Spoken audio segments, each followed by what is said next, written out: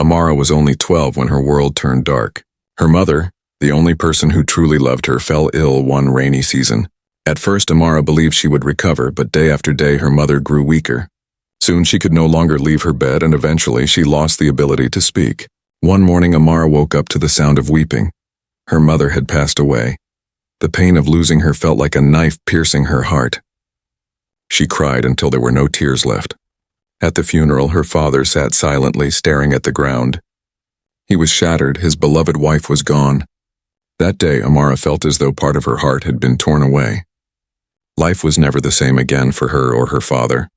Lonely and broken, her father remarried a year later. His intention was to find a good woman who could care for Amara and make her feel the warmth of a mother again. But things did not go as planned. That was when Amara's suffering truly began. The day Madame E entered their home, everything changed.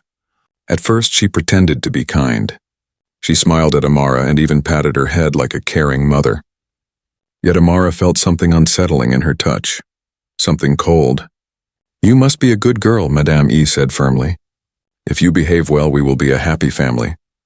Amara wanted to believe her, but the woman's smile left her uneasy. It didn't take long for Madame E to reveal her true self. The first thing she did was take control of the house. She rearranged everything, moved into Amara's late mother's room, and acted as if she had always been in charge. Amara tried to adjust, but things only grew worse. One morning, she woke up to Madame E shouting, "Amara, where is my wrapper?" Amara rushed out confused. "I don't know, Ma," she replied. Madame E's eyes burned with anger. "You are a useless girl. I left it on my bed and now I can't find it. Do you want to make my life difficult?" Before Amara could explain, a sharp slap landed on her face. Tears filled her eyes, but she bit her lip, refusing to cry. From that day, her life became a nightmare. Amara was treated as a servant. Every morning before sunrise, she had to sweep the entire compound. After that, she went to the stream to fetch heavy pots of water, even though others in the house could have helped. She cooked the meals but was always served last, and sometimes there was nothing left for her. Meanwhile, if Madame E's daughter did nothing but eat, sleep, and play. Evening had fallen as Amara washed a stack of plates in the kitchen. If walked in, picked up a bowl of soup, took a seat, and immediately spat it out. "Ugh, this soup is tasteless." Madame Eber stormed into the kitchen. "Amara, what kind of useless food is this?" Amara trembled. "I cooked it the same way I always do." A sharp slap followed. "From now on, you will not eat unless the food is perfect," Madame Eber declared. Amara watched helplessly as the food she had spent hours preparing was thrown away. That night she went to bed hungry. The hardest part was her father's silence. At first, Amara believed he would stand up for her, but all he ever said when she complained was, "Just obey your stepmother. She is your mother now." Amara wanted to cry out. How could he call this woman her mother? Her real mother had been gentle and kind, never raising her hand or her voice. But this new woman was a stranger who had taken over her home. One night, lying on her small mat on the floor, Amara wept quietly. She longed for her mother and the life she once knew. She wished she could wake up and find that it had all been a bad dream. But it wasn't, and worse days were still ahead. The mistreatment continued. Each day, Amara prayed for the chance to escape, fearing her stepmother might eventually destroy her. And as fate would have it, when she turned 18, her prayer was answered, but in a way no one would ever hope for. One evening, while Amara was washing plates, she heard Madame Eber laughing loudly in the sitting room. "My dear husband," she said sweetly, "I have wonderful news." Amara froze. Whenever her stepmother used that tone, it meant trouble. She peeked through the doorway and saw her father in his chair looking exhausted. "What is the news?" he asked. Madame Eber grinned. "Our beloved daughter Ife has brought a man home. His name is James, a wealthy businessman from the city. He has agreed to marry her. In fact, Ife is already 3 months pregnant for him.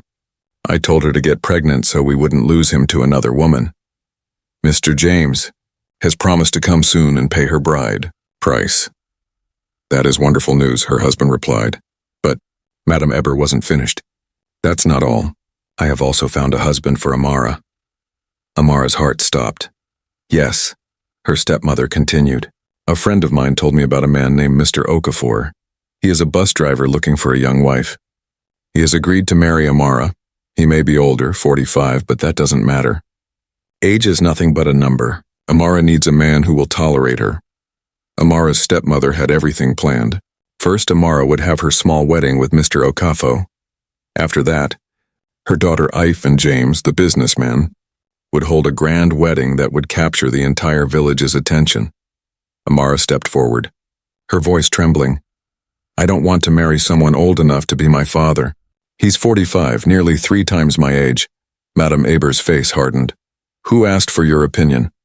She snapped, turning to Amara's father. You know we don't have much money. This marriage will ease our burden. Her father rubbed his forehead, clearly troubled.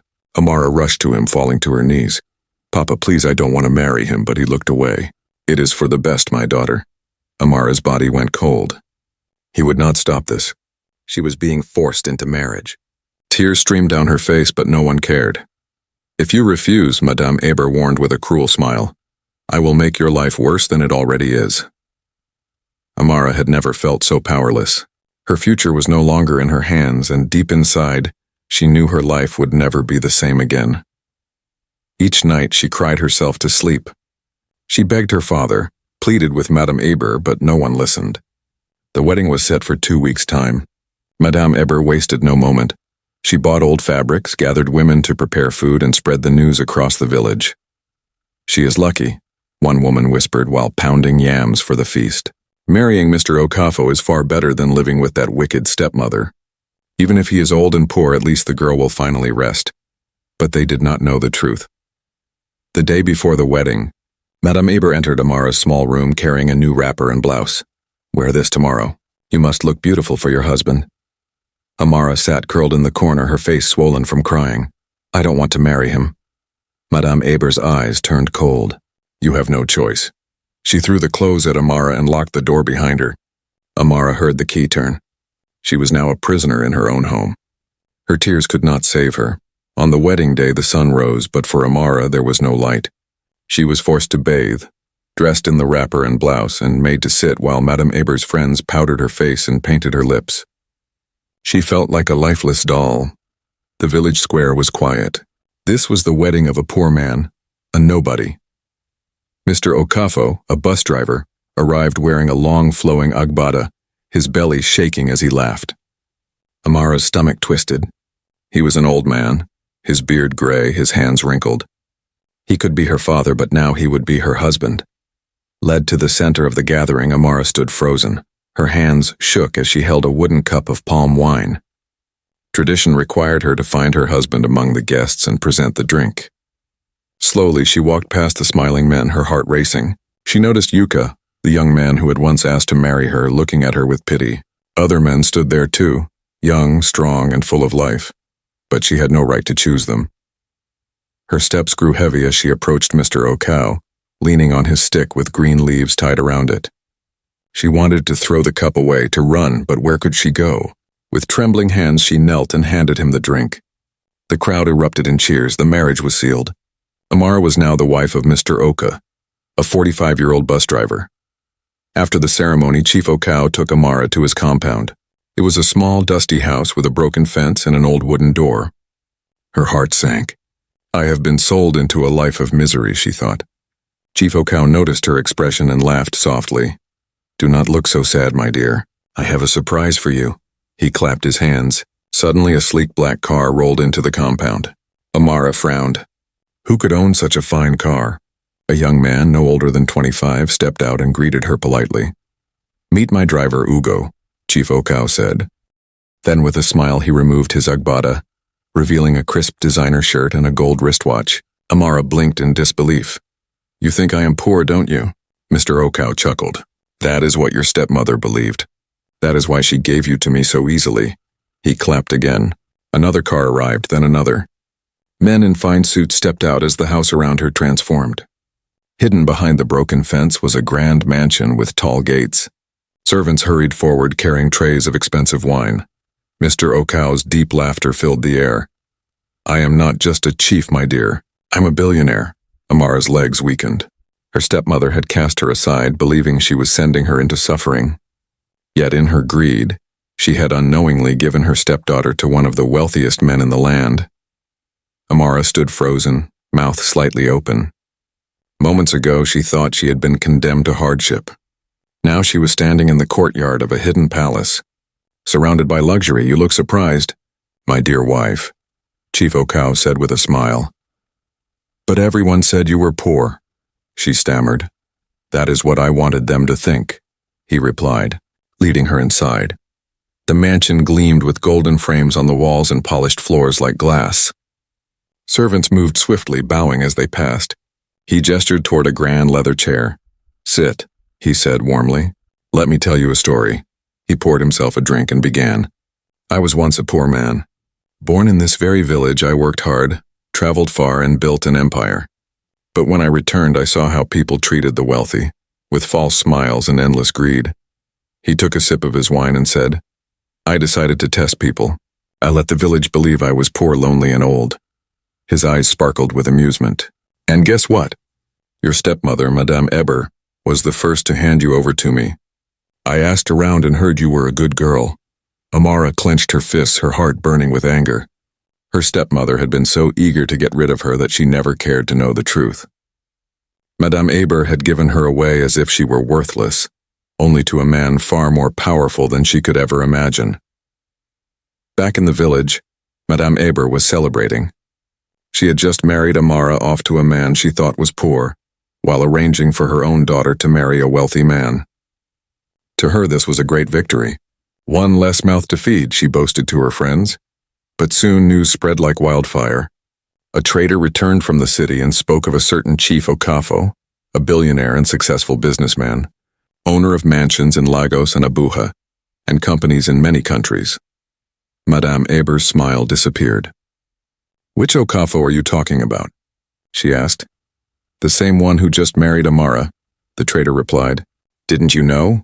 He only pretends to be poor to test people. Her face turned pale, her hands trembling. Impossible, she muttered. You must be lying. I'm sure Amara bribed you to make me feel guilty. But it won't work. I know Mr. Okafo is just a bus driver. How could a billionaire be a bus driver? My own daughter married a wealthy man. Didn't you see the big car her husband James drives? Very soon he'll take me to the city to live with them. Still, doubt gnawed at her. She had to see with her own eyes to believe it. Meanwhile, in the mansion, Amara looked at her husband, still trying to understand everything. She had cried for days, believing her life was ruined. Yet destiny had turned the story around. Chief Okafo leaned back in his chair. Now tell me, my dear wife, what do you think about all this? Amara hesitated. For the first time, she felt powerful. For the first time, her stepmother could no longer control her. A part of her wanted to return to the village to throw her wealth in Madame Eber's face. But a quiet voice inside reminded her, revenge is not the answer. Instead, she smiled and said, I think life is full of surprises. Chief Okafo laughed. Indeed it is. As Amara sat in her new home, she realized destiny had written a story no one could have predicted. Back in the village, Madame Eber had not slept all night. She paced restlessly, her hands shaking. How could this happen? She whispered. She thought she had been clever, that she was punishing Amara by marrying her off to an old poor man. But now the whole village mocked her. Women whispered behind her back. Men laughed at her foolishness, and even her own daughter Ada confronted her in disbelief. Mama, you gave Amara to a billionaire and married me to his driver. Ada's voice was sharp with anger. Madame Eber collapsed to the ground. Blinded by greed and hatred for Amara, she had made the greatest mistake of her life. She still doubted everything, yet reassured her daughter. Don't worry, my dear. Your husband is a billionaire. He'll come and surprise you. I promise you this. Amara's just trying to trick us. 2 days later, a sleek black car drove into the village. Long and polished, it was the kind of vehicle only the wealthy could afford. The villagers gathered in shock. Who could it be? The door opened and a man stepped out. It was James E.A.'s husband, the self-proclaimed billionaire businessman. Madame E.'s face lit up with joy. She called her daughter and said, Look, your husband, the billionaire, is here to make us proud. Welcome, son-in-law. I always knew it was you. Amara's poor husband could never afford such a convoy. They said you were poor, but I knew it was a lie. She tried to mock the villagers with her wealthy in-law. But then something unexpected happened. James walked to the back door and opened it. Out stepped Amara, dressed in a fine silk wrapper, her hair neat, her skin glowing. She looked like royalty. Gasps filled the air. "That's Amara," someone whispered. But she was married off to that poor man. "How is she here?" stepping out as the car's owner. Madame E froze. Maybe James had just given Amara a ride as his sister-in-law, but then James spoke, shaking the entire village. "Mother-in-law, I am not a billionaire. I'm not even a businessman. I am just a driver, one of Chief Oka's drivers. In fact, Chief Oka assigned me to be Amara's personal driver. I only pretended to be rich to win your daughter's attention, because I heard she liked wealthy men. I used my boss's car to create the illusion." The villagers stood in shock. Madame E was swallowed in shame, her heart racing. "Amara," she whispered. Amara turned to her with a calm smile. "Stepmother." The way she said it made Madame E tremble. Behind Amara, another door opened. Chief Oka stepped out. The villagers fell silent. They had heard rumors, but now the truth was before their eyes. Chief Oka was no poor old man, he was a billionaire. Madame E dropped to her knees. "My daughter, forgive me. I didn't know.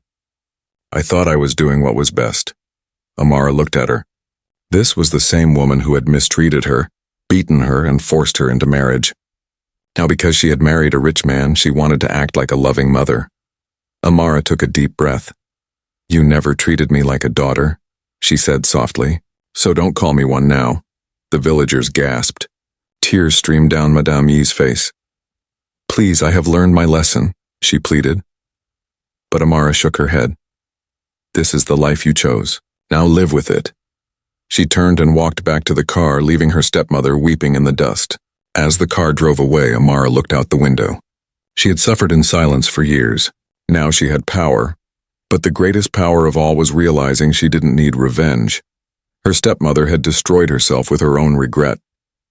Amara was finally free, and for the first time in years she felt truly happy.